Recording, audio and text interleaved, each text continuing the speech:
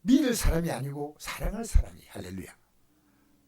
부족해도 사랑하고, 잘해주면 사랑하고, 못해도 사랑하고, 기도해주고. 그래서 저는 오늘요, 이 말씀을 드리고 싶어요. 이 문제가 생길 때 하박국은 기도했다는 겁니다. 기도하니까 떨리는도다, 이 말이 싹 바뀌어버린 거예요. 기도를 하다 보면 우리 기도가 시간이 지나면 하나님이 이 기도도 바꿔주셔요. 무화과나무가 무성하지 못하고 포도나무에 열매가 없으며 감람나무에 수확이 없으며, 지금 당장 이런 건 아닙니다. 저희 온 게 오는데요, 사실은 지금 먹을 것이 있어서 굶어 죽게 된다 하더라도 나는 여호와를 말미암아 즐거워한다는 겁니다. 우리 기도를요, 우리 수준의 기도하지 말고요, 하나님의 수준의 기도를 하자는 거예요. 하나님이 어떻게 할 것인가. 근데 의심이 오잖아요. 이 기도를 하는데 확신이 오지 않을 때요, 이 의심을 물리쳐야 됩니다. 아이고, 기도했는데 될지 안 될지 모르겠다. 완벽하게 맡기는, 완벽하게. 그래서 우리가 지금 신앙생활하면서 어려움 만나는 게 어려움이 아니고요, 어려움 만나서 주님 앞에 기도할 수 있다면 오히려 어려움은 우리의 삶을 반전시키는 건데, 내가 믿음 생활하는데 좋은 일이 생기니까요, 이제 마음이 느슨해지는 게, 이게요, 신앙의 위기입니다. 그래서 어떤 목사님이 그런 얘기하더라고. 큰 게 성도가 많아서 큰 게 목사님들이요, 모든 게 다 아름답게 잘 재정적으로 문제없고 한데 우리는 기도 안 하면 한 달을 못 버틴다는 겁니다. 근데 기도하면서 하나님이 주시는 이 짜릿한 느낌을 그들이 느끼겠냐는 거예요.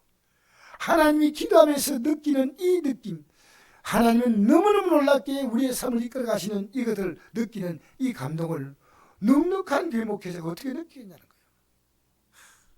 거예요. 여러분, 하나님은요, 빈틈이 없으셔. 우리 앞에 이 삶이, 짧은 삶이 끝나면 우리 앞에 영원한 영광의 삶이 있습니다. 할렐루야. 그러니까 지금 만난 이 문제는요, 언제나 기도하면 반전되는 문제입니다. 근데 이 의심을 하려고 기도하면 안 돼요. 기도해서 바뀌잖아요. 기도하면서, 실제 현실을 딱 보면서, 이게 하나님께 기도하면서 떨리는도다. 주님 떨립니다. 그런데 이걸 바꾸는 거예요. 현실을 잃지만 나는 하나님 바라보겠다는 겁니다. 할렐루야.